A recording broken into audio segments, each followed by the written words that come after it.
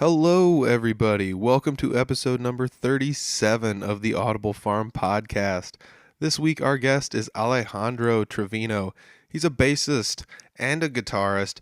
I guess I didn't really know he played guitar. I've seen him play bass and heard people talk about how good he is at playing bass, and I kind of assumed he played guitar. But yeah, he plays guitar too, and he went to the Berklee School for the Arts, which is a pretty cool school in Boston for musicians. We discuss what he learned there and how he applies it to what he's doing today. As far as we discuss something that I thought was really keen, and it was one of those things where he says, what can you bring to the musical scene around you? And he's definitely got a unique viewpoint and a unique playing style that lends itself very well to the jam scene and beyond around here. He's got a large musical catalog. We discussed that. We discussed the Whiskee Shakes and he's got a new jazz trio that he just started up, and there's all sorts of stuff. The guy's a busy musician and he's a great guy. I had a fun time meeting him. And he's just loving life. I did a little bit of soft editing in this podcast, so if you notice that in this episode, I apologize, but it's that's what the little blips are. You didn't miss anything. I just did a little bit of soft editing here and there. So this is episode number 37 with Alejandro Trevino. It's the Audible Farm podcast with your host, Peter Stockdale.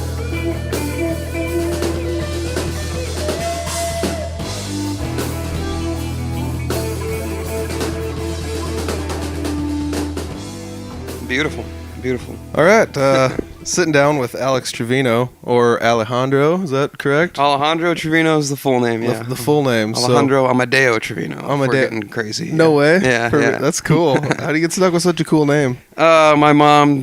My dad's Hispanic, and my mom is super white, and I think she just liked the idea of having a kid with a Hispanic name.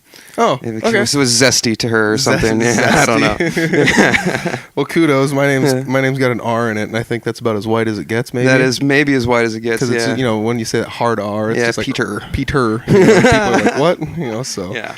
Oh man. So I saw you play at a jam night not too long ago. Was it the last one? The last one. Yeah. That was a really fun night, man. That was a good time. Yeah, I walked in and the place was packed like to the gills. We're talking about Patty's Pub. If this is the first one you've listened to, first podcast, but last Patty's Pub jam night they ever had because it closed, and like I said, I got like 10 feet inside, and it's like I almost can't get any farther in the building. Oh man, and it was stuffed with killer musicians too. Everyone could play there that night. It was really, really fun. Yeah, it was crazy because like I showed up like right when you got on stage, and I was just dude, this is crazy. Like because let's be honest, call a spade a spade. You're pretty good. I do what I do. I was more blown away with what's that? Is he like a 14-year-old kid that was up there with me? The one that plays with it's like Jeremy's student. Yeah, one of Jeremy's students. Someone tell me that kid's name. Yeah. I don't know his name, and he's come up in conversation a few times. You got to email in and let us know. I forget this kid's name. I'm sure Jeremy will.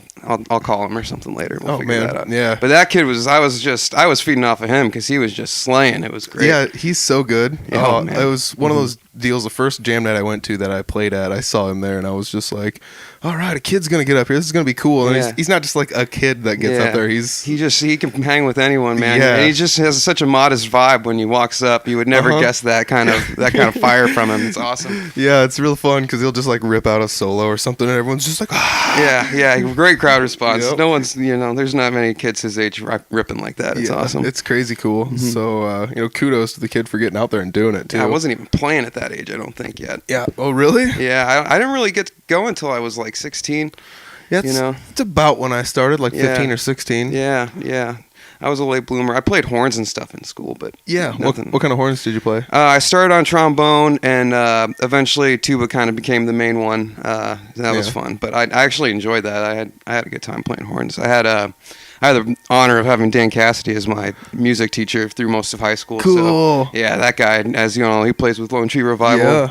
Yeah. That guy is a cool cat, so that was an honor, and he definitely taught me a lot. So yeah, that's crazy cool. Mm-hmm. I've seen him around. I haven't had much of a chance to talk to him, and I hope I do now that I've got a podcast. It gives me a good excuse to sit down and talk to people. Yeah, and I'd love to hear that because he's got so much to pick there in his brain. I bet. But he's a quiet guy. You won't catch him like just in a casual conversation at the bar very often. Yeah, I wouldn't He's bet a on very it. low-key cat. So, what got you started playing? Did you start playing bass? Was that the first one you played? Or? Yeah, well, my mom had a guitar laying around forever, and that I would play that from time to time as a kid, but it never really stuck. And then my parents got me a bass. I think I was like coming of that age where you start listening to rock and roll music and stuff. Yep. And I was like 11 or 12 even, and I saw that movie School of Rock. You remember that? And from that point on, I kind of knew I wanted to play guitar. And I got really serious about it like when I was 15 or 16. I got a bass for, I think it was Christmas, and I didn't touch it for a while, but eventually once I started playing, it was nonstop. I couldn't put it down, Yeah. So you started on the bass? Yeah, I started mostly on bass, yeah. Do you play guitar too? I do play guitar now. I've been playing a lot of that lately. It's been good. So, when did you start playing guitar then? About the same time, like I said, I would fiddle around with it, but I didn't really start getting interested in guitar until after I had got interested in bass. Oh, that's cool. Yeah. So, who are some of the bassists or bands or whatever that kind of inspired you to start playing? I mean, oh man, I understand the rock and roll thing. Right. Believe it or not, a lot of punk rock was what kind of got me wanting to play guitar. No, big time. So. Yeah. So early on, it was bands that my dad introduced me to, Led Zeppelin, AC/DC, and then Jimi Hendrix and all that stuff. Eventually, when I really started playing a lot, it was a lot of that pop punk rock. Yeah. We all grew up with that stuff. The Green Days and the Blink-182s and all that sort of stuff. I eventually, for bass, my interest led me to cats like Les Claypool or Victor Wooten. You know. Oh yeah. He's just monsters on chop-wise, just. Oh yeah. Unbelievable. And then, I don't know, as time went on, your taste developed, so... Yeah. Now I was listening to Coltrane when you walked in, so... Yeah. Kind of a bit different, place than the old pop punk world. Oh, definitely.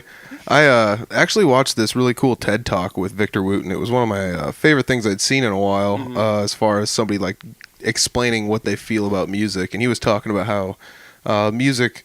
how did he learn how to play music? And he talked about how he had an instrument in his hands for a long time, growing up, not even knowing how to play it. And it's kind of like his voice. He had this instrument, and he just sat around and watched people. Right. And then when it came time for him to use his instrument, he used it little by little until before you know it, he could use it almost conversationally with anybody. Right. And it was wow, that's kind of a crazy spin to put on this whole thing. That is a good way to look at it. If I'm not mistaken, he grew up in a musical family too. So he was from an early age exposed to a lot of really, crazy musical talent. Yeah, that the TED Talk I'm talking about, he was talking about how they grew up and they just put a toy guitar in his hand and be like, "You're in the band, go sit up there and play with them." And he's just a tiny little toddler, Man, I wish someone had got me started like that earlier, but I didn't take. Yeah, I wouldn't have either though. I'm kind of geared towards doing things that I want to do when I want to do them. Yeah, I get that. That's man. Unfortunate. Yeah, I'm kind of breaking myself of that habit a little bit now more than late, and maybe that's just aging is what it is. But yeah, I don't know. It's I bet the podcast helps with it. Gives you something consistent to work at. Oh, definitely. Yeah. Cool. I do my best to try and not record things too far out. I try to keep things within a week or so, and I've been doing pretty good with that. Sometimes it causes issues, but other than that, it's, whatever. But keeps it fresh. Yeah, that's the best part about it is I get to talk to so many cool people. Oh man, yeah, I've heard several of them, man.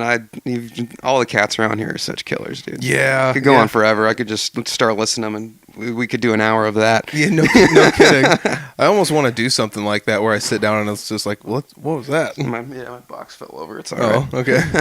It's I kind of want to do something like that where I sit down I was hoping to do something coordinated with a jam night where it's just hey, I'm going to be sitting in an adjacent room. Yeah. And just hop in there and fucking live podcast talk to me something. for 5 minutes or something, and let's just get everybody that's here in here and let's talk just for a minute.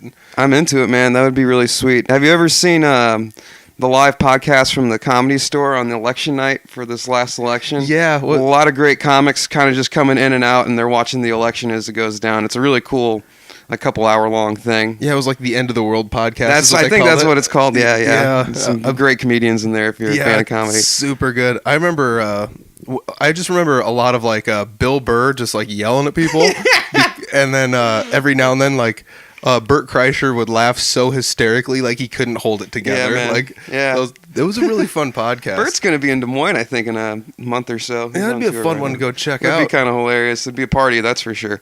Yeah, no kidding. So did you grow up around the Fort Dodge area, or? I did. I grew up here, born and raised. I went to St. Ed's High School. And I went to, after I finished high school, I moved to Boston for 4 years. Cool. I went to Berklee College of Music out there. Yeah. That was awesome.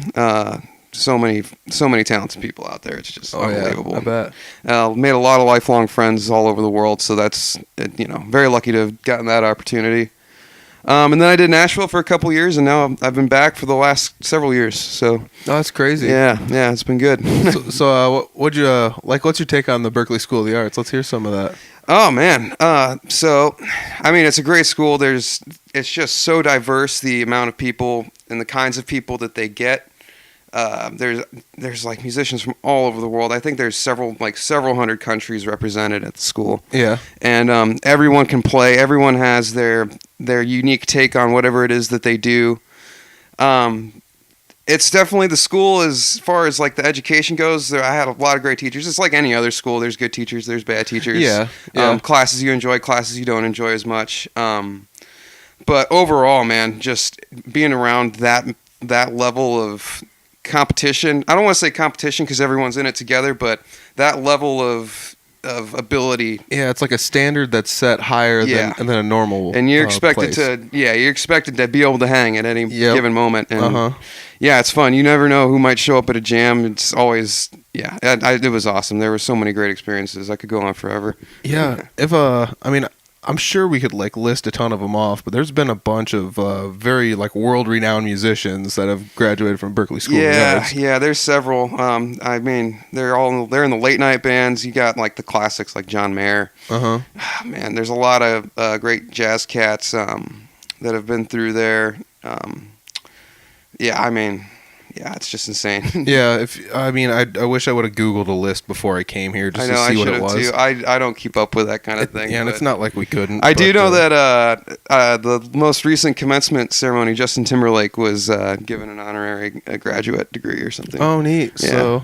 So he was there. He did the big speech or whatever. Jimmy Page has been there. That was the year I graduated, actually. Oh, cool. Yeah, that was pretty amazing. That would have been awesome. A monster, yeah. He's so old and chill now, you would never guess it. He's like, God, what a rock god, and he's so chill. Yeah, just like a ludicrous rock god. Oh my God, yeah. I heard somebody compare that the other day. They were like, every band in the 80s literally just tried to have like a Led Zeppelin feel to them, but like taken to the next level, and it's like, that the more I think about it, the closer you might be on that. Led Zeppelin was just pinnacle, man. They were rock stars, some of the first of their kind, man. Totally. You got Robert Plant up there in those jeans that are tighter than you could ever imagine. Yeah, like, women just praising him. That's rock and roll, baby. Yeah, I don't know if he like could even sit down in these things, without having a blowout. They were that tight. It was insane. Man, it was great. Yeah. So what did you like down in Nashville? What did you do down in Nashville? I moved down there with some friends from Berklee. We cool. There were a lot of cats moving there at the time, and I was ready for a change. I'd been in Boston for 4 or 5 years. The music scene in Boston is obviously just amazing. There's so many great musicians, but because there are so many great musicians, it's really hard to make an earn in there unless you start doing like wedding band sort of gigs, or unless you're like a really top of the line jazz cat and you can get some high dollar gigs like that. Yeah. There's just like the scene is cool and it's flourishing, but it's hard to make money there. Oh, I can imagine. And so the thought was maybe Nashville will be a little easier. I was just ready for a change, and so moved down there, tried out that whole thing. Nashville's amazing. It just wasn't quite right for me. Yeah. So after a year or two, I was like, I'm ready. I was kind of ready to come back, man. I knew a lot of cool things were happening here, and and it just seemed like the easy thing to do and the nice thing to do, and I got my family here, so. Oh yeah, it totally makes a difference. Mm-hmm. Like, what is it about like Memphis that you just didn't mesh with? Was it like the city? This was Memphis, right? That was in Nashville. Nashville. It's like, oh man. So what was it about Nashville? Like, was it like the weather, or just like the fact that most of the music is kind of like, I don't want to. It's not country. It is country. It is country. But yeah, it's definitely predominantly country. There's definitely opportunities to do things that aren't country. And I played a lot of cool shows. It wasn't so much anything against Nashville. Like, Nashville as a city is an incredible place. The food is amazing. The weather is beautiful almost year round. The women are beautiful. Yeah. There's a lot of fun things to do. It was more that the scene that I was in there just kind of, I don't know, just wasn't doing it for me. The people I was working with, I'd been working with them for a long time. A lot of them were old friends from college, and it was just kind of I was ready for a change of scenery. Yeah. I mean, I totally get it. It's not, I get what you're saying. It's nothing against, like, it wasn't like you just didn't like the city, and it's not like you didn't like the people, but it's just another time for another change. Yeah, I also had a girlfriend, and that always makes a difference. She was living in Des Moines at the time, so that, Yeah. chasing tail. Yeah, that'll happen. Yeah, yeah. When you're a scumbag like me, it will. Well, yeah.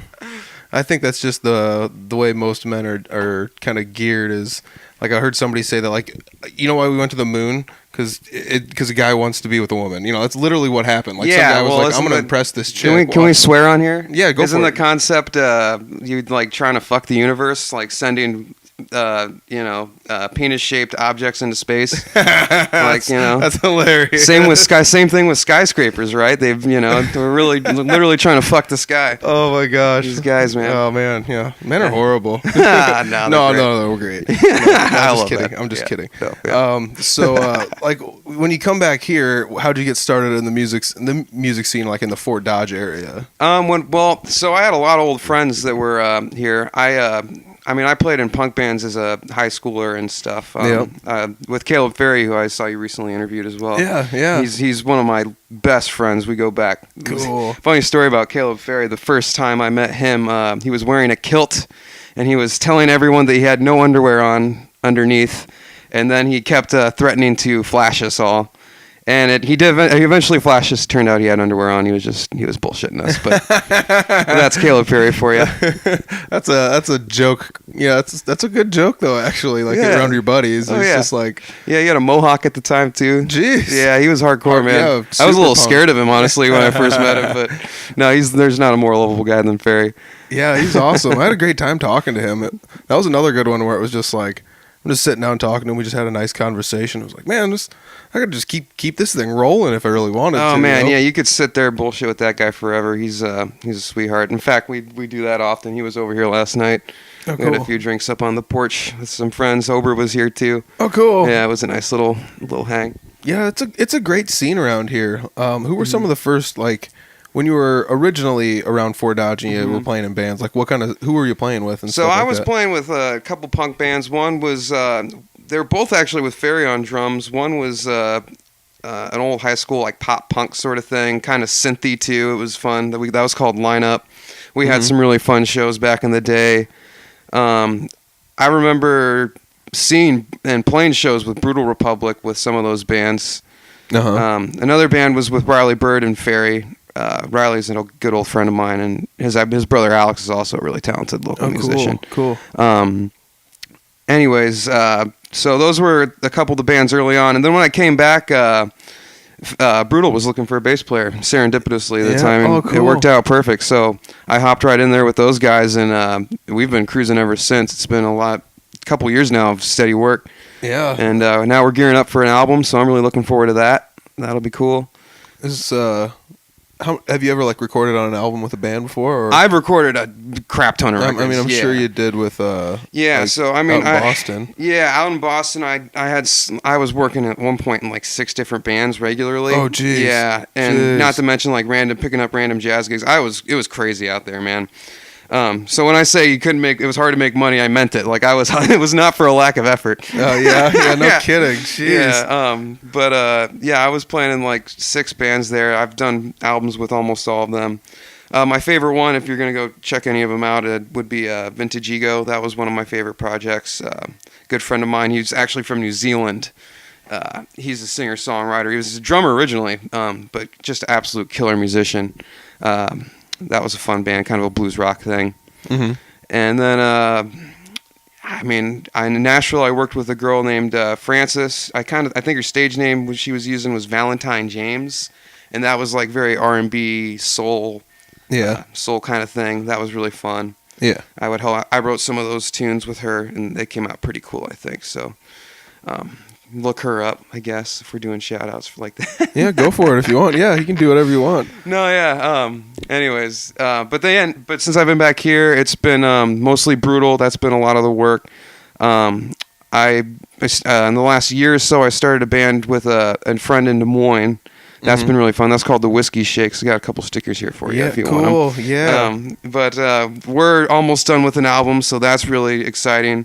Oh, sweet. Just put out a single like a month or so ago. So Yeah, I see your guys' stuff around town. Yeah. I'm not gonna lie, like I'm in the sticker squad. You know, I see what goes around. Yep. And I've seen your stickers nice, around. good. That's So, good to hear, man. Yeah, man, it's good publicity because it's one of those things you don't really think about. But like, I hate to just say it, but like when you're going to the bathroom, there's nothing better to do than like look at all the stickers on the wall, and you're like, oh, sweet, I've seen this band's sticker in like 4 different toilets. You know, Absolutely. And it's a cheap form of advertising, man. You get like 1,000 of them for nothing, you know? Yeah, exactly. It's cool. I pay a decent amount for my stickers, but mine are like decal grade, and they're pretty decent stickers. But That's nice. because I want to give someone the opportunity, if you want to use it as like a bumper sticker, that thing's going to stay there for like absolutely all eternity. Exactly. I know a guy that had his sticker go through like all last winter in Iowa. No kidding. And it still looks like it's brand new. And Nice. It's like on the back of it. I was like, how does that happen? But I hope these hold up that well. I don't know. yeah, I mean, I'm sure they will. Especially ones in the bathroom. They never get weathered or anything. You know, it's not like people are going to be rubbing on them or touching them or anything. Yeah, but absolutely. yeah, and I mean, I got stickers for you too, so don't let me forget to get you some Perfect. stickers. Yes, we'll trade. Deal. The sticker swap is a great one. I love it. I got one guitar that the case for it I covered with stickers. Yeah. I try my best not to deface too much of my stuff. That's how I am too. I keep stickers and I put them weird places. Like I spread them out. I don't like decking anything out too much. Yeah. So I'm weird that way. I eventually was just kind of like, I'm just gonna stick them all in this one case. Screw it, you know. Yeah. It gets everything. So I've been wanting to get a cheap guitar and just load it with stickers and stuff like that. Make it kind of a fun guitar, but I need more money to do that. So. Oh man, I've actually like taken to buying inexpensive guitars and just doctoring them up as much as possible. That's the move, man. Yeah, I'm also a cheapskate when it comes to gear. So like, if I ever find anything used or cheap, it's like I'll grab that and make it work. Yeah, I'd much rather make something work than go buy something new. I have a few new instruments. My bass was new when I got it, and my acoustic guitar was new when I got it. But that's pretty much it. Yeah, and that's pretty much how I roll too. I keep it slim pickings when I buy new stuff, and it's pretty odd that like most of the stuff I play live usually isn't like my nicest thing that I take out. Right. So if somebody's gonna steal it, like especially like going in and out of shows so much and leaving your gear, and absolutely, like it's just one of those deals. If somebody steals one of my guitars, it's like, well, there goes like $100 and some bucks. Yeah. But the amount of hours of work I put into it, and like the sentimentality is. Yeah, you're not taking your '60s Gibson, No, Les Paul out. You know, that's just not, yeah, I wish I had one of them. Yeah, nice right. gold top or something. I wish, man. Gosh. But yeah, Whiskey Shakes has been fun, man. That's a cool band. I play guitar on that one actually. So Oh, sweet! I can't wait to check that out. yeah, it's kind of a different thing. The bass player of that band's killer too, though. His name's Dave. Sweet. He's a good guy. Yeah. So who else is in the band? Let's give him shout outs. Dave Moore is on bass, and Wade Elder is on drums. Andy McQueen is the chief singer-songwriter for that group, and he plays piano, and he's a killer singer. He's got pipes like Robert Plant, if you ask me. Lucky duck. Yeah. No one ever accused me once of being a great singer. Me neither, I'll tell you man. that. I can hold a tune well enough to do it. Yeah, but that's how I feel. I'm not a fan of doing it, but if I have to, I will. It's fun. Exactly. It's not the worst thing to ever happen. Yeah, and that's kind of how I feel. Not as bad as Clint. Just kidding, Clint. I love you. Fucking with you. Are you talking Clint Riedel? Or Yeah, who? Clint Riedel. Oh, yeah, Jesus. Of course. Yeah, no, I talk shit to him all the time. Oh, I love Clint. He's a great guy. He was another guy I just like did a podcast with blindly. Yeah, I think I heard this story. You just kind of had never met him before, right? Yeah. Yeah, and like Brad Hofing was just like, you should talk to Clint. And I was Yeah. like, okay. And I had only like interacted with Brad online. Yeah, and I was right. like, all right. Clint is straight out of a comic book, man. He's such a cool guy though. Yeah, like, I know he's a sweetheart. like his superpower is kindness. Or Yes, something, absolutely. Kill you with kindness. Oh man, that's another. Like here we are getting into talking about the Fort Dodge music scene. We were talking about how like, well, we could just talk about this for an hour. And we almost started doing it. Yeah, now we're back. Yeah, Man, I love Clint and all those guys in the Ramblers. I remember when they first were getting together, I actually I would sit in with them every now and then, and that was always always a good time, man. I love playing with those cats. Clint writes some awesome songs. Oh yeah. Jordan Reuter's writing some great tunes. I'm really excited for him to get in the studio soon. Yeah, exactly. And, have you talked to him yet? I have not. He's a good kid, man. He's really, really nice guy. You'll have to. He's on the list. Yep, good. I'm glad to hear that. Yeah. Yeah, definitely. I did bring all my podcast stuff to one jam night once out in Barnum, and they were all there. Nice. And good. but they were the only musicians there other than me, so I couldn't Right. be like, hey, everybody, stop playing music for an hour. Right. And come over here and talk to me. So that was a bust. Barnum might not. Yeah, the Junkyard might not be the setting, the nice low key setting for an interview. Yeah, I have to go into the bathroom to do this. That's creepy. Yeah. I don't think anyone would go for that, man. I wouldn't, at least. Oh man, not the Junkyard. That's a great place. No, that was the Junkyard. first place I ever got up to play at a jam night because it was low key enough that I don't know. It's not that I was scared, but it was I knew I was talented enough to do it. But nerves, man. Nerves grab a hold of me every now and then. At jam nights, I even get nervous, man. It's one thing when you have a prepared set with a band. I'm way more comfortable with something like that. But when you're up there, and you don't know what's gonna happen, man. Yeah. Even someone who's seen a lot of crazy things happen on the stage, it's you still get those nerves when you're up there, dude. And that's the other thing is sometimes you're using foreign gear, and different things can happen. I remember one time being at a jam night and I walked 3 feet away and didn't know the guy had an 8-foot guitar cable, and it's just bonk, and it's unplugged, and then it's oh wait, where did this come out of? I don't know. And then you got to follow the signal chain around. And you're oh, it came in over here. Yeah, okay. That's the worst, man. We've all been there, dude. We've all been there. Those are the worst moments. Yeah, it's unfortunate, but it's also what makes it kind of fun though. No, absolutely.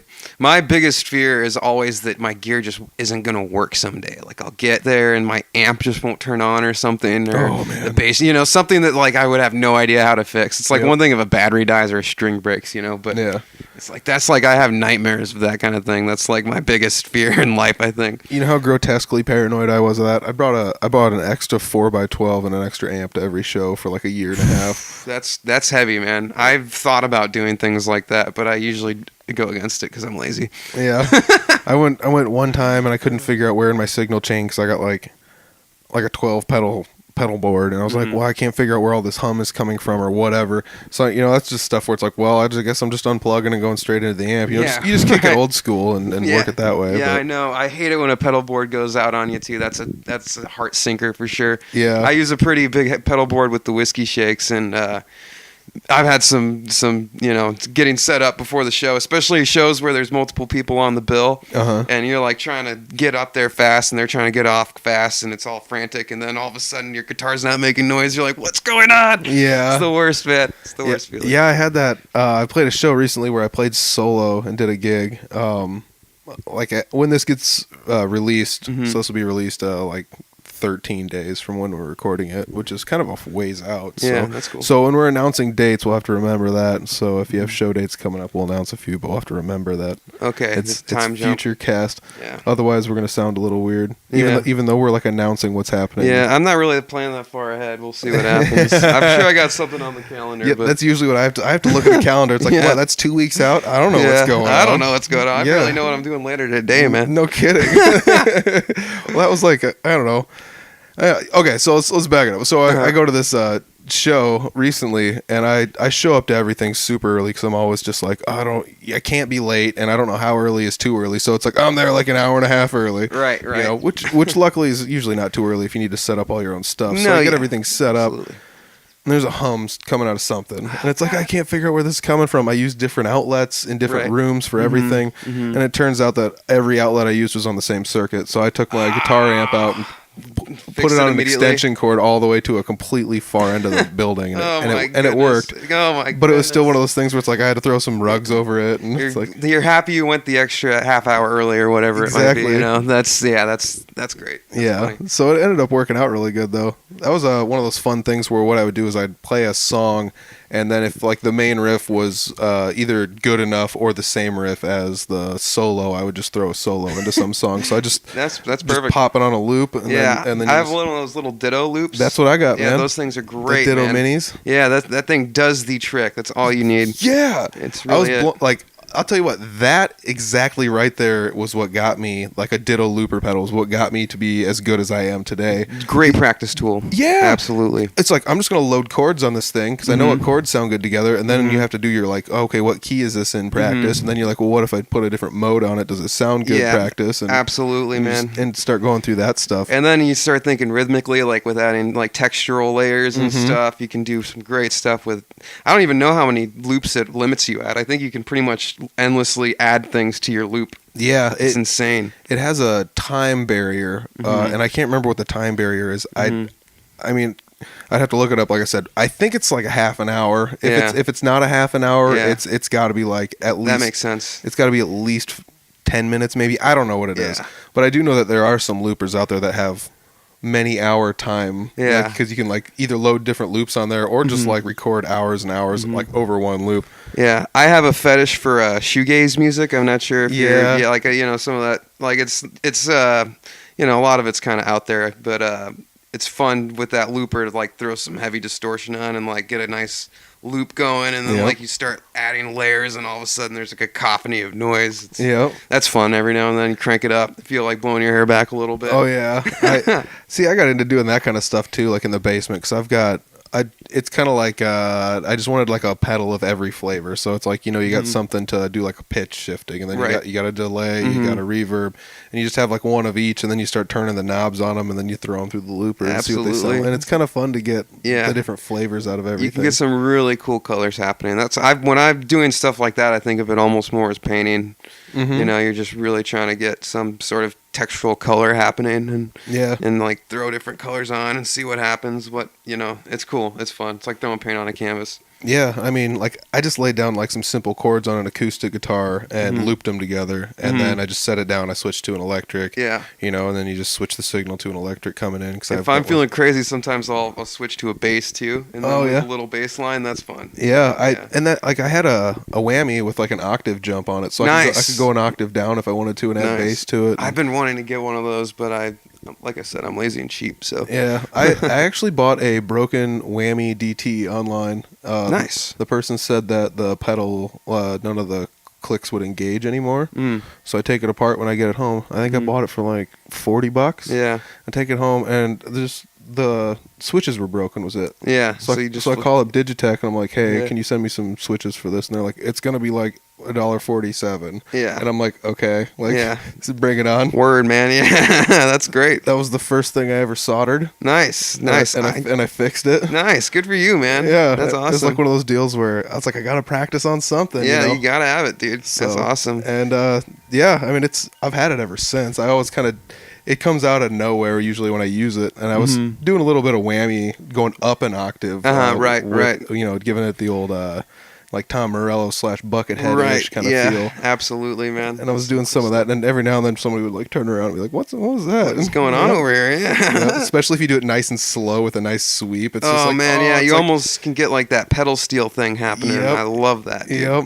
Yeah, I need to get one of those. That'd be fun. One of my favorite guitar pedal reviews. I can't remember his name right now. There's like it's like some cowboy looking dude, but he always reviews like overdrive pedals and plays a lot of blues, and he's always got like awesome cowboy boots on in every video. Nice. I've not heard of this guy. I'll check him out. And he does one with the whammy, and he's just like, what is this pedal? And he's trying to do like the second to third pitch shift and like all the other like weird things that it comes with, because there's a bunch of stuff where it's like, this is definitely pedal steel nonsense. But really weird intervals. To a regular guitarist, it's like, this is unusable almost. Yeah, absolutely. Especially if you're thinking in like that blues context, like those lines just don't work. That kind of harmony doesn't work over dominant chords and stuff like that. Yeah, and he's out there trying to like play it, and he made like a multi-minute video about how dumb it was. But he's like, he did it all as a joke, of course, but it's or maybe he didn't. I don't know. Maybe he's just unstable, man. I don't know. I'm wearing cowboy boots all the time. You're on the spectrum at that point. I don't want to be a cowboy. I'm just thinking about the Seinfeld episode where he had cowboy boots because Kramer wanted to get his shoes cleaned or something. I don't know. That's one of my jams right there. That was never my one. I really got into Curb Your Enthusiasm though. Yeah, that's some great stuff. That cringeworthy funny. Cringeworthy is right, man. Yeah, my dad and I all watch that stuff and just like, oh man, we'll die laughing. I don't know how Larry David gets himself in those pickles, man. I feel like that's my life sometimes. Like, how did I get into this jam? This is crazy. Then you gotta get out of it by doing something totally ridiculous and irrational. Yeah. Or you come out and you're just like brutally honest, and it's like not what you're supposed to do given like social cues and context. You're just like, ugh. Yep. That's probably like the Larry David in a nutshell. He just like doesn't have the ability to sugarcoat anything. Right. It doesn't ever help him out. No, yeah, I can relate to that because I'm often a bit abrasive for some people. Yeah. But the way I feel about it is if you can't hang with how I am, then you just don't hang. Yeah. Sorry. I mean, it makes sense though. Like I've gone back and forth through this like enough in my life where I'm trying to decide like how much of me to let out to the rest of everybody else in order to not be too abrasive to people, and it's just like, am I in a social situation where I could just tone it down a notch and everybody would be cool? Right. Yeah. But sometimes it leads you to being antisocial. No, so, like, absolutely. Because I mean, like I've been to jam nights and just stood in the back and didn't tell anyone, you know? I mean, kudos to like almost every time I've done that though in Fort Dodge at Patty's, Jeremy, like, he'll be like on stage. He's like, "That's Stockdale back there," and it's like, that's great. It's like, "Sup?" He has such a way of getting people off their asses. Yeah, you gonna play a song tonight? I think so. All right, get up here. It's just so awesome. Yeah, he's a champ. Yeah, that's the kind of stuff I'm going to miss, though, is like, it's not like it's going to go away forever. I'm sure something is going to take the place of Patty's Pub's Jam Nights, or it will start again somewhere else under a different name or something. But I like to think so, but, we've been through this sort of thing before. We'll figure it out. I'm not worried. We've had spots go up and down. That Patty's itself has gone up and down a couple times through different ownership and whatnot. So, yeah, like you said, there will always be a place. I'm not too concerned. In the meantime, we'll see what happens. It'll be fun. Yeah, I mean, you could think of it conceptually as something like people have less time to just go to jam nights and fart around, and maybe they'll sit down and try and hammer something more solid out. You get more projects started, people with more music coming out or something. That and people will be forced to create alternative scenes, and who knows what sort of connections come from that. So. Yeah, you never know. Yeah, I think change is always good. It's hard sometimes, but it's always good. So we'll see what happens. I wish the best to Gina and everyone that was involved over at Patty's, because that was a really great crew. It's a shame that they kind of had the rug taken out from under them. Yeah. But they'll be fine. They're good people. They're strong people. It'll be fine. They'll find a place. Yeah. There's a place for them in Fort Dodge, It's a very accepting community, as we've already said, and there's so many great people. Things will take care of itself. Yeah. I think. Oh, totally. I mean, they always seem to, and music's on the up and up now. Or at least I feel, like I was thinking about it the other day, like it seems that maybe 10 years ago, people didn't do much. It's not like people didn't do much, but like it didn't seem like there was as much to do. But but also I was like under, I was like either 21 or under, and I couldn't go to bars, so I didn't really know what there was to do. But it feels like now there's so many people out playing music, entertaining other people. Businesses are getting involved. They're hiring these musicians to do things. The economy for music has never been better in Fort Dodge. When I was growing up, we were playing punk shows. I think Ferry said something similar, and we did not expect to get paid. We were like, we were just, anywhere that would have us that we could make really loud noise for a few hours and get all of our friends together to be angsty. That we would do it. That was what it was all about. And so it's amazing that here we are like 10 years later or whatever, and now we're all, basically earning livings doing it. It's pretty great. Yeah, it's a good place to be, And a huge shout out to all the local places that have started having live music more frequently. Yeah, nothing has been a more revitalizing boost for Fort Dodge than like the winery and the two breweries that have come into town. It's like having music all the time is nice. It gives people a sense that there's something actually happening here. yeah, and it's insane because it seems to be happening a lot more often, and I feel like a lot more places are willing to pay musicians like a decent amount of money to actually come in and do things, and it's it's and like you said, kudos to those places for willing to get involved with musicians to bring people in because they know that music is a draw, Right. trusting a musician to come in with the right style of music and not just come in and blow everybody's eardrums off and sell themselves in an incorrect fashion to the crowd. Yeah, and I think they understand that by by making that investment and creating a culture and a scene of music and appreciation for music, you get better artists and you get them more frequently, and they want to come through, and it creates a really nice environment where everyone feels like they're winning. It's not like the musicians like fighting to earn some scraps and the bars don't want to pay. It's the best it's ever been here in town. It's really friendly community. And it's awesome that it's working out so well for all of us. Yeah, and it's like you said, just having any musician go to anywhere to play anything is going to attract more musicians to want to play at that place that one guy played at. Yeah, especially when they find out the management's nice and that there was no issues getting paid, and the beer or the wine is good. That's always a plus too. Dude, I will have to say, and it's not like in or in Des Moines I've ever had issues because I don't deal with pocketing the money in Des Moines because I'm like a partner in the band. I'm like on the underside. I don't handle the purse strings, stuff like that. But up north here, when I've ever done shows, I've never had even close to an issue. Like a lot of times they'll come up to you almost before you're done. Sometimes and be like, "Here's your money, thanks." Sure you get paid. Yeah, because they want to make sure it all happens. It's crazy, and it's not like that doesn't happen other places. Cause when we're promised to get paid, we always get paid, and that's I've had like maybe one or two issues with payments ever, and it's usually some weird drama. Isn't that wild how it's so few issues? Yeah, it's amazing. Ever happen? It's amazing. We're very lucky. I think I'm of the opinion that humanity is generally pretty good. We're all nice people, and we all want to be good to each other, and I think that it goes to show. Because we've had I can't even tell you how many hundreds of, if not, thousands of shows I've played and never had a problem getting paid. One or two tops. It's crazy.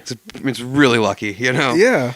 Or is it lucky? Is it just how it is? It just maybe how it's human nature. Who knows? Yeah. Yeah. I don't know. I also think that people that play music get put on a little bit higher pedestal when they're out there doing something, because a lot of times when people see other people doing things, it's like, dude, I could do that. Right. But when it comes down to music, it's like people are just like, I have no clue what this guy's doing. There's a lot more of a disconnect. Yeah. Yeah. Especially we've talked about comedians. It's easy to like, oh, I make people laugh. People think they could do something like that. People, oftentimes don't look at a guitar and be like, oh, yeah, I can definitely do that. It's like, nope, especially when you're watching someone like Jeremy play. Oh, yeah. It's like, I can't do that. And that's the one thing I like the most about playing guitar is, like, I started out playing punk music, which is, like, mostly just power chords. Before that, I played, like, church music, which is, like, mostly just open chords. And then it starts to go into metal, which is, a lot of power chords with, like, pentatonic soloing for the most part. Yeah. And then, it goes into blues, which is more just like more pentatonic stuff, so it's, I also want to ask you something else about somewhere in this genre, but it's just one of those things where I'm not like the most seasoned, grizzled veteran of music, but I have the capabilities to like wow people enough. I was talking about how nervous I was to play that solo gig while I was setting it up, and this guy came over and he's like, dude, none of us can play music here. It's like you're already way better. I'm blown away by you tuning your instrument and noodling around for like 5 minutes, and it's like, oh, okay, this will be great. And that just took that took some of my nervousness away, because believe it or not, like playing alone, you have nobody to hide behind. You got nobody else to because every mistake is your mistake, and it's not anybody else's, and so it's I do solo gigs sometimes myself too. I know exactly what you mean. It's once you have that realization though, that like none of them can do this. Like no one's doing it the way I do it even, so it's like they're seeing something that they're not going to see anywhere else. So it's like, in a sense, you've already won, It's up to them to appreciate it. If they don't like what you're doing, that's fine. Not everyone is going to like you all the time. No, but generally, most people are going to be able to appreciate that you're doing something they can't do, and you're doing it well. Yeah, you know? I dig on like going to places too and seeing people play music. I touched on this a little bit in the last podcast. Even if I don't care for the style of music, I'm still kind of wowed by the fact that people do the things they're doing within there. Because like I said, like country's not my favorite, but for some reason I'm really intrigued by Jay Clyde Band. Some of it is watching Ron Lee King do chicken picking and stuff like that. Yeah, and it's just like, and it's like I've watched the YouTube videos. I practiced this for an hour. How come I can't get it? And it's like, well, it's because Ron Lee put the actual work in and did it. You know, and he said he was inspired by like Chris Carr doing a little bit of it, you know, and it's just one of those things where I look at that kind of stuff and it's like, man, that's cool. You know, like I play punk music, but punk and ska are not the same thing, even though they're like close cousins. You know, ska is all on the totally syncopation. It's all about. It's a very different ball game, tonally, texturally, harmonically, everything. It's one of those things where like, you know, that they're both kind of punk music, but I can't play ska very well. It's not that I can't, but it's like if you wanted me to play a whole ska set, no way. Absolutely, I'm not gonna do it. Yeah, we all have our inclinations and what we're more naturally pulled to and what we're geared to, but it's like you said with someone like Ron Lee who's got or Chris, you know, these guys have clearly just put in the time, you know. Even if they're not an expert in everything, they are so well versed with their instrument that nothing is gonna stop them. You know, they might not be able to play the best samba you've ever heard, but they're gonna play a pretty cool samba. You know, exactly. I mean, I went to a jam night once and I played Stranglehold by Ted Nugent. Not necessarily a jam night song. No, not at all. But it's just like, it's an A, Ron Lee, go. Yeah. You know, and he kills that kind of thing, just destroys it, you know, and it's like, that's the kind of stuff where on the fly, can you do something that can fit into this style well enough to pull it off? And I've always kind of enjoyed that kind of stuff, like when you go somewhere and it's like, man, even if I don't want to hear ska music every night of the week, it's still cool to go see a ska band and be like, dude, these guys are killing it, because I can't walking bass all day and night on this, like every single song, and the guys singing, and it's like, that's crazy, you know, like you know, I'm just wowed by people's ability to do things that maybe I can do a little bit, but they can do so much better and just pull it off. Anytime you see a good tight band, it's just remarkable. Even if you're not even a big fan of whatever it is that they're doing, it's like, they're tight, they're doing a good thing, like good for them, you know, like I hope they make it, you know, because the further you get in this thing, the more it's like not competitive. It's like, if they're making it, that means there's a shot I'll make it, you know? The more good that happens, the better, you know, for everyone. Yeah, some of it comes down to perspective too, because you know how much work you had to put in to making your band or whatever you're doing as tight as you got them. Absolutely. And then if somebody else comes out there, and they're just like super tight. It's just like, man, you guys also put the work in. Yeah, you know? It's like you appreciate that time, you know, the time that they've given in order to go out in front of some people and try and make them happy for an hour or whatever it might be, you know? Yeah. That's really what we're being paid to, just go out and make people happy, you know? That's a pretty great job as far as I'm concerned. It does not get much better. It was wild playing acoustic songs and singing for people and watching people like sing along in the back or like tapping their foot, and there was like one person came up and started dancing a little bit, and it's like, this is nuts. It's like, a great feeling, man. It's awesome. We're so lucky to be able to get to do what we do, man. I don't know.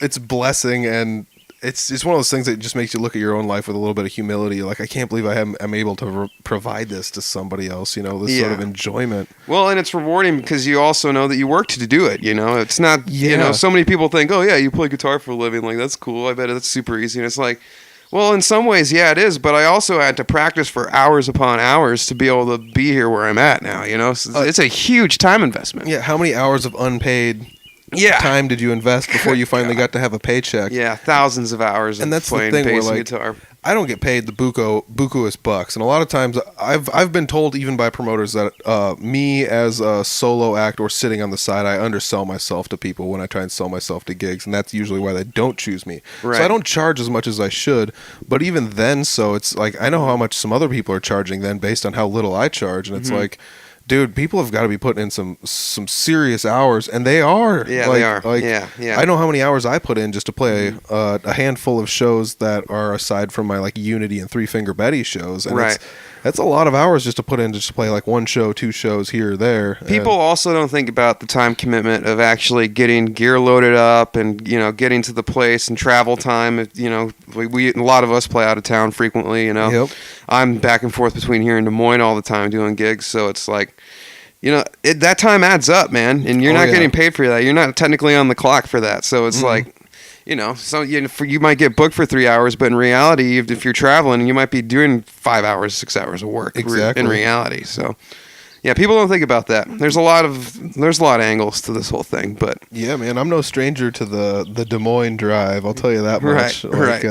I've been down there on a multitude of occasions. For a while, it was you go down one night a week to practice, and then you go down either 1 or 2 nights a weekend to play a show. And, right. And it was like that for about a year or so, and it's just like, man, this is grueling. Yeah. Because like you said, that's a lot, man. You're deleting 4 hours out of your day for travel or whatever. Yeah. It adds up quick. People don't think about it, but it really does. Yeah. Yeah. Yeah, it was one of the things when I was like going back to school, and then I was working, and then I had band practices and shows, and I was doing the podcast, and I still had to do all my homework for school because I recently graduated. Hooty hoot! But nice. so like congratulations. Thanks, man. I appreciate it. But like all that stuff, I was sitting there thinking like, man, I'm deleting like almost an hour driving from my house to school and back. Yeah.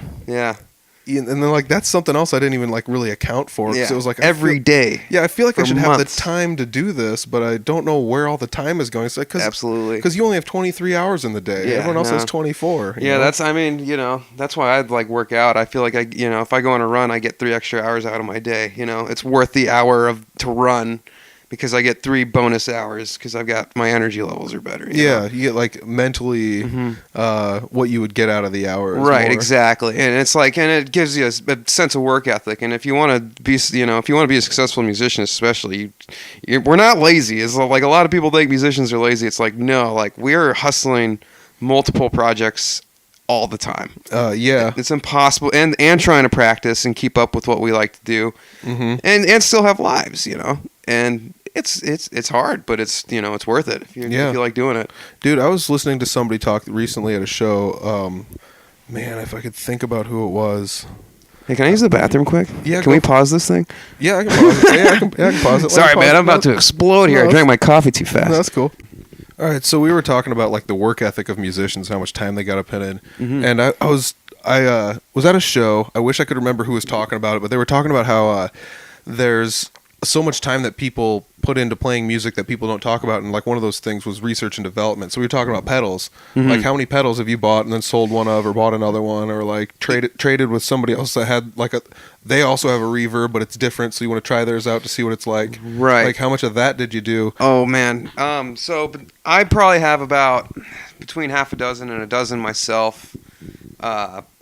Like kind of like you were saying earlier, one of like every different kind. I got my big muff distortion, and I've got a tube screamer, and I've got a reverb, just a basic reverb, and then like a tremolo thing, and then a nice like kind of kind of my wild card pedal right now is this like crazy like reverb thing, but it also has you can do pitch delays and like pitch shifts and stuff. It's a weird pedal, but I like it a lot. I've done a lot of trading and goofing around with other people's pedal boards. A good friend of mine from Fort Dodge, actually, his name is Rusty McIntyre. He's been doing like a lot of electronic music producing and stuff like that. We were in a punk band together way back in the day. Cool. But he's a big pedal geek too, so we'll geek out on that stuff and swap and trade. And at one point we combined our pedal boards, and we had like this massive like 20 plus pedal board rig. It was crazy, man. Yeah, we actually have a whole album under the name Cicada. That's like kind of our experimental. I guess you might call it a noise rock jazz project. Yeah. It was basically a bunch of solo guitar recordings, and just with that massive pedal board that I alluded to. Crazy. So we got some pretty far out sounds. I would loop something, or maybe just we would goof off for a little while, and it was fun. That was a cool kind of weird album. I don't it's not for the average listener. Let me just put it. It's definitely for a guitar geek, and I don't think even most guitar geeks would probably like it. Yeah, it's a bit crass.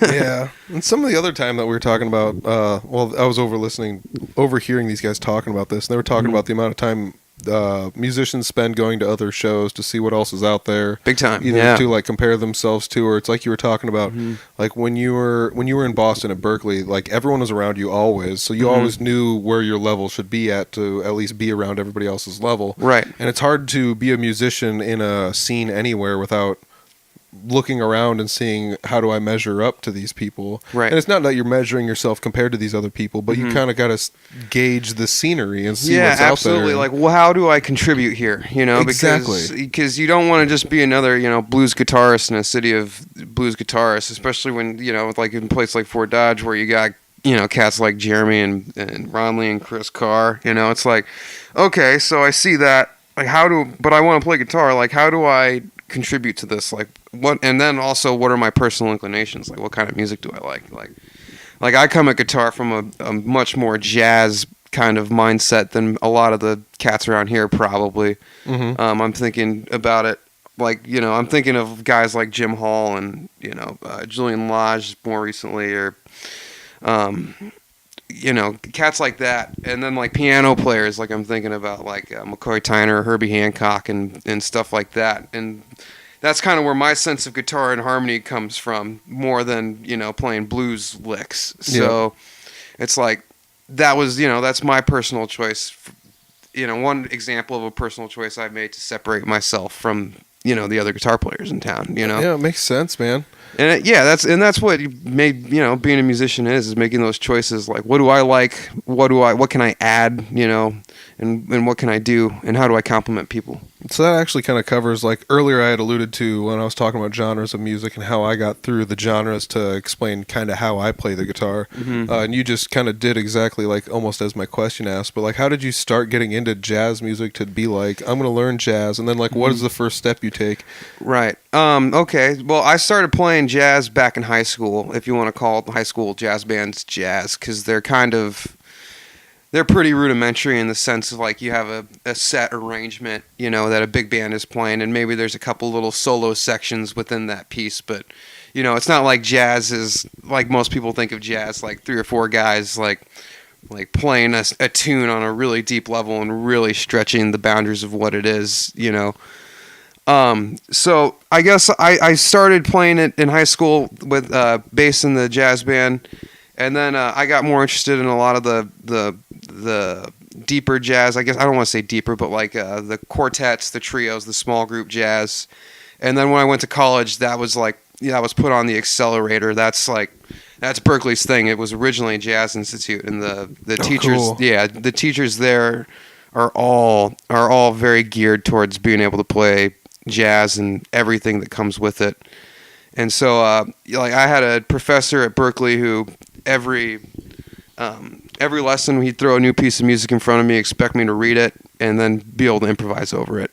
And it's like when you're getting that thrown at you every week, you never know what the tune's going to be. Yeah. It's like that keeps you fresh, and it makes you good fast, I think. Yeah. You know, that's where I owe some of, like, when I first started learning how to play guitar, it's like learn all the open chords and then go play for a church. I don't know what songs they're going to pick, and half the time it was the songs were on a projector behind me, so I can't look at the neck of my guitar. So you got really good at doing obscurely weird things that you didn't think were helping you, but it's like I don't get to pick the tunes. I got to play them on the fly. I can't look at what I'm playing, you know. So you start instilling these weird things in your brain that you don't realize that you're doing that actually kind of help you along the way. Yeah, it's good to have good habits especially when you're seeing new music regularly, because, you know, you just like we already have talked about how much of time constraint we have. It's like if you can maximize your efficiency at learning, you know, whatever tunes it is or whatever it might be, then you save yourself time, and that's valuable. Yeah. And then you can get to the good stuff, and you can really start actually contributing to what the song is and, you know, what the other pieces of it are, and rather than just trying to learn it on the fly. Yeah, exactly. You know? Learning on the fly is, I mean, it's, like, I don't know, I do guitar lessons, and I get to see lots of different music because I try to learn music that is to the inclinations of the students that I teach. So it's like, what do you want to learn? How can I get you to there? And then let's learn something from there.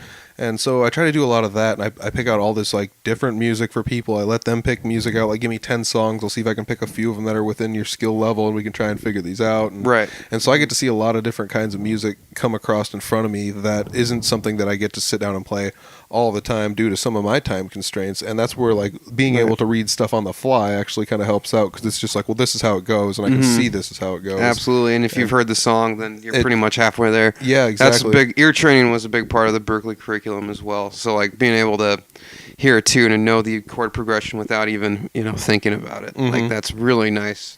Once you can hone those skills a little bit, it's really nice to be able to do. You sit in the back of the room and be like, I know what they're playing, and not even have to look at them. That's a nice vibe. It's like, because, especially when you're in a setting where like maybe, I'm a bass player and I'm playing with a piano player and I can't see over the piano. It's not, I can't just see what he's doing. It's like, you got to have good ears to figure some of those things out, especially in a jazz setting where some of the harmonies may be more complicated or rhythmically more challenging. Yeah. Yeah. I mean, I totally get where you're coming from, because it's one of those things like on jam nights, someone like may or may not tell you the chords you're playing in. They're just like starting on this chord, and it's like, okay, like where can it go from here? Where does it sound like it went from here? Is this a fourth or a fifth? And right. Are we using the natural sixth, the flat sixth, of this minor scale? Like, what is the vibe here? Yeah. And it takes being able to hear it and understand those things quickly. Yeah, that's probably the biggest thing Berklee was a help for, was getting you really good at just being able to be thrown into any situation and be able to handle yourself and be able to really deliver. Yeah. At least deliver something. It might not be the greatest thing anyone's ever heard, but you can at least play whatever it is that's thrown at you. Yeah, and I like that, just being able to go out there and do it. I feel like that is something so many people don't understand, is like, am I the world's best podcaster? No, but I'm out here doing it, and that's like what makes this thing a thing, and that's why people enjoy it so much, is because like somebody's just because somebody's doing it, and like if you learn how to do something just well enough to go out and do it, and then you do it, that's like you said, you learn how to play stuff on the fly, and you might not be able to hit it perfectly and be the best person ever at playing it, but you can play it, Well, and on the topic of jazz is such an art form where like mistakes are encouraged, If you make a mistake, like one thing that I think Bill Evans said is like, if you make a mistake, do it again. If you make a mistake, make the same mistake at least 2 more times. Like, do it again, because then it's so loose that you can make a mistake work for you if you have the understanding and the calmness, the serenity, and to do that in the moment and not get flustered when something happens that you don't expect. I remember hearing a joke something like that. If you make a mistake in music, it's a mistake, but if you make a mistake twice, it's called jazz. Yep, that's true. Yeah, that's accurate. Something like that. That's same sentiment, man. It's very true, and I live by that. I make a lot of mistakes, but I like to think that I'm pretty good at finding ways to make them work for the situation. That's great. That's just what it comes down to, like life, is just trying to make the best out of every situation. Like enjoying the good stuff when you got it, and when bad stuff happens, just trying to figure out how to work your way back to feeling good about something. Absolutely, man. Yeah, it's a grind sometimes, but like when it's going well, it's really, really nice. Yeah, it's tough not to smile when it's going good. I smile all the time. Even when it's going bad, even when things are bombing, as a comedian might say, like sometimes that's really fun too, because it's like, oh boy, I'm going down the roller coaster and things are coming unhinged. Like, what is going to happen here? Yeah, exactly. Well, like the comedians, just like to them it's funny, and to like other comedians it's funny, because that's that cringe where they like, this isn't funny, and that's what makes it funny. What makes it funny. Yeah, so. For comedy it works better than music. If you bomb on music, it's not always funny. Sometimes it's like, Jesus, what happened there? Yeah. But it doesn't make it less of a fun ride. I mean, if you're living in the moment, like it's good. If you're living in the moment, then you'll find a way out of it. That's always how I feel. I try to be very in the moment, especially when I'm playing music, because it's the most important thing. You got to be there. You got to be present. It's hard, if you slack off, you will not be forgiven. Yeah, especially with killers like Jeremy. Those guys. You can't daydream for even a second, like while you're playing music. And that's something I think about. Like, there's no downtime to do anything. Like, even until you get on a certain level, because another Berklee professor I had, he would make me talk to him while I would walk bass lines. Oh, so crazy. I would be sitting there walking the bass line, and he might be playing the melody, and we'd be having a conversation about what we had for dinner last night. That's wild. Yeah, and so I mean, there's exceptions to that, and I'm, anyone who knows me, and as I said before, I'm a scumbag. I will check out women when they walk by, every time. Like if I see a pretty woman, I'm easily distracted. I'm like a dog or something. I have total ADD. So, but you can get away with it. This is what I'm telling you. If you practice enough, you can get away with these things. It won't mess you up while you're on stage. You can work through your shortcomings, people. Let's talk about some shows coming up. We're getting close. I think we got an hour, and hey, we do have an hour. We got like 20 minutes left on the recorder. So if we want to talk a little more, but let's talk about shows coming up. Cool. Brutal Republic, right? Yeah, Brutal's got a couple dates in June. I know. I think we're at the 503 in Iowa Falls on Saturday the 1st. Yep. That's on the. I've just pulled up the Facebook page. Nice, so beautiful. That's so on you their, got that. That's on the Facebook events page. Awesome. For Brutal Republic. Yeah, I have a private gig doing some jazz guitar on the. Cool. I think that's gonna be out at the winery. I'm not sure if it's like. I know it's a private party. I'm not sure if it's open to the public. So you might just have to look out on Facebook, see if the winery puts anything up for the 13th of June. Oh, cool. What else do I got here? I think Brutal has at least one other date that month. Yeah, Brutal's at River Hops, I think the 22nd of June. Yep. That's on Facebook. It's the Brutal Republic Scholarship Drive. That's cool. Cool. Yes. Yeah, Jeremy's been doing scholarship drives. Yeah, that was stuff. actually a really, really fun thing. When Jeremy first kind of mentioned the idea of putting a scholarship together, I was like, we're putting a scholarship together. Brutal Republic is raising money for charity. Like, and then I thought about it, and I'm like, no, that makes sense. That is what we stand for. Yes, we're a hard rock band, but we also we want people to do well, and we definitely want to be able to help out the art scene here. Yeah, so, at any cost. At any cost, and fortunately, we had a lot of help, and it's been very good. And we have a couple students. I don't know if they've been announced yet, who won or not, but picking was a tough process, and it's become somewhat of an inside joke between the band because there was some funny. There were some funny situations there that I probably shouldn't talk about until after the scholarship has been delivered. Delete? Yeah, no, it's fine. I can say that much. It'll be okay. That's cool. No one will come after me, I don't think. So you got the Brutal Republic page. What else? Where else can people find shows that you're doing? So the Whiskee Shakes. I think we have a Facebook page as well. I think it's just Whiskey. Let me check it out. Whiskey spelled with 2 E's. We spelled it purposefully wrong to be old school and hip. But so that's one of my other busy projects. And then you can add me on Facebook or whatever, or Instagram. I think I'm just Alejandro Trevino on both. Not too hard to find. Yeah, I just pulled up the Whiskey Shakes page. I don't think we have. We might have a vaudeville date at the end of May. We're talking here in May. But that's the only thing I think we have booked. We've been gearing up towards finishing our album, and we will post news about that. And I think we're sending it out for mastering this week, so that's gonna be fun. Oh, cool! Yeah, it's getting close. I'm really excited. That's been a fun project. Besides that, I have my solo project that's called Funshi. I don't have any dates booked. I released an album kind of a few months ago, but that's kind of more of a pet project for me. So that's not something I push as much. For gigging, it's kind of more fun stuff for me it's kind of a recording project is the way I like to think about it. Yeah.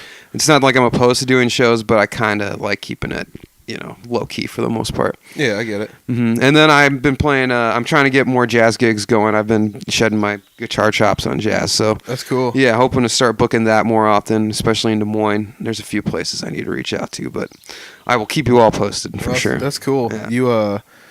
Oh, God, what the hell? I had a really good question. I forgot what I was going to ask. That happens every time. Yeah. You can pause this thing and think about it. Pause it and think about it. Yeah, it doesn't matter. Yeah, it's all right. It doesn't matter. Yeah. Yep. So, thanks for coming on the podcast. Dude, thanks for having me, man. It's an honor to be amongst some of the great guests you've already had. Let's say somebody wants to go online and listen to your stuff. Can they go listen to your stuff? Are you on like Bandcamp or iTunes or Whiskey Spotify? Shakes. Or? Yes. Whiskey Shakes has a Bandcamp. Brutal Republic has a Reverb Nation. Yep.